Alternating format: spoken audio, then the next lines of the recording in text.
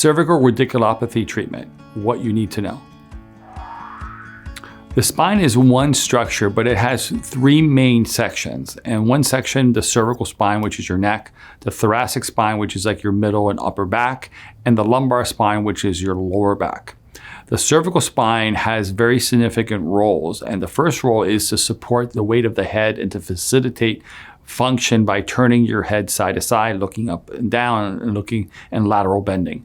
And we know the cervical spine are the first 7 vertebrae of the spine, which is C1 through C7, and it acts as a bridge between the brain and the rest of your body, because there's very specific nerves that travel through the cervical spine down into the rest of your body.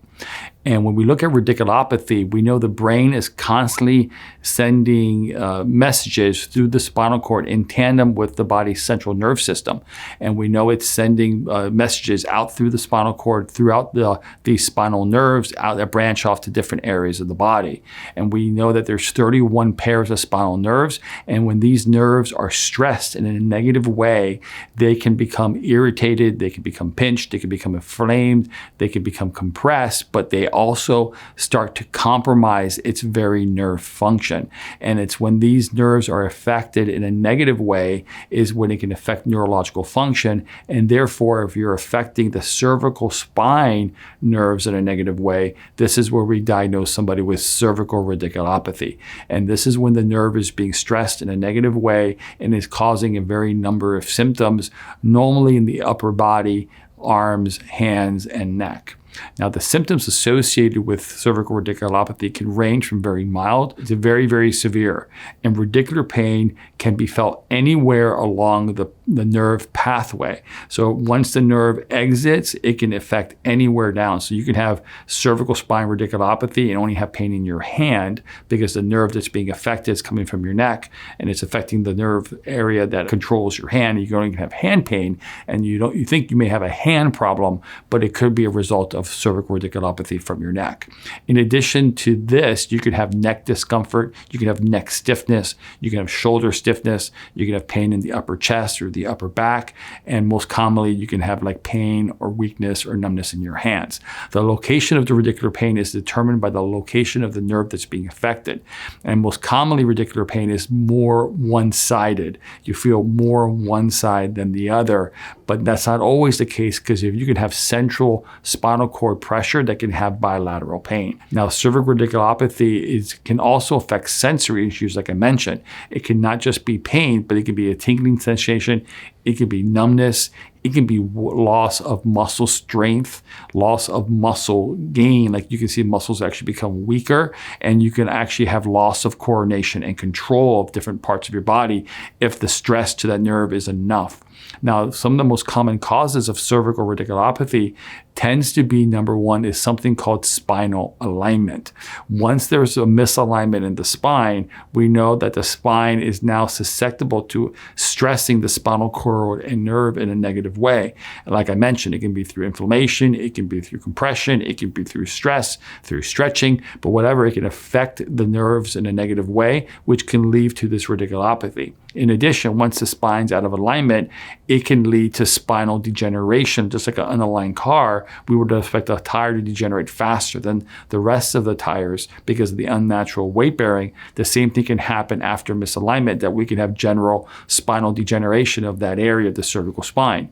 We also know disc bulging and disc herniations can also occur as a result of abnormal alignment. And this is where the disc that sit in between or adjacent two sets of vertebrae can actually push out in taking up the space for the nerves and the spinal cord. And when it encroaches on these space for the spinal nerves and spinal cord, it can cause compression or stress on those nerves, which can lead to cervical radiculopathy. The last thing we'd like to mention is something called foraminal stenosis. And this is where anytime you have holes that something has to go through, that if the hole becomes smaller, it can compress whatever's going through it. Now, this can happen primarily two ways: as a result of degeneration of the spine because of the abnormal alignment, but it can also happen from misalignment, meaning if we have two vertebrae that are misaligned, the hole relative to each other becomes more narrow, and that can impinge and that can affect the nerves that are traveling through. Now, once there's cervical radiculopathy is actually diagnosed, the first step is to diagnose not only do you have it, but what's actually causing it. What cervical nerve is being affected, what area of your spine is being affected, and then tapering a plan around correcting that cause is the most important thing.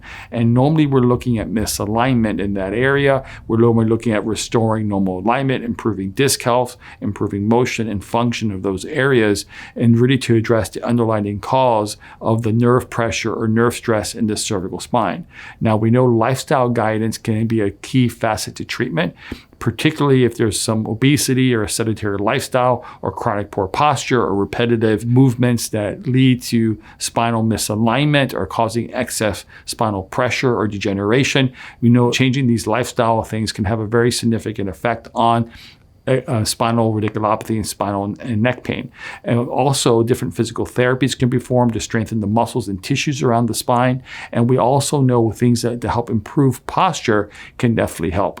But if there's an alignment issue, normally we want to restore normal alignment through chiropractic specific types of care that can include spinal adjustments, can include different types of therapies and tractions to help regain normal alignment to stop the excessive spinal degeneration or disc damage or misalignment that occurs. Sometimes you can use hot and cold therapy to kind of temporarily provide some decrease of inflammation, which might provide some short-term pain relief, but none of these things are going to try to restore the alignment like the things that we mentioned prior. Now, when we look at the cervical spine, we know it performs a lot of significant functions with movement in the way of the head. But the most important thing is that it's the neurological bridge between your brain and your body. And whatever goes through your cervical spine has to travel to the rest of your body for your body to function neurologically. So therefore, maintaining a healthy cervical spine is very important. And this is very difficult in this day and age of technology and cell phones and laptops and tablets, that we're always in this flex position, and this flex position tends to reverse our normal and natural cervical curvature, which can lead to a loss of curve, which predisposes patients to this cervical radiculopathy type of problem, because as the spine loses its curve, it's more predisposed to misalignments, and as misalignments occur, all the things that we mentioned that lead to cervical radiculopathy are more predisposed for that person. So maintaining good posture at this time of age is one of the key things in maintaining a healthy cervical spine. Thanks for watching. I hope you found this information helpful. If you'd like to hear about other topics and information on scoliosis, type in the comments below and let us know. And finally, subscribe and hit the bell icon to be notified of when we publish content. Thanks.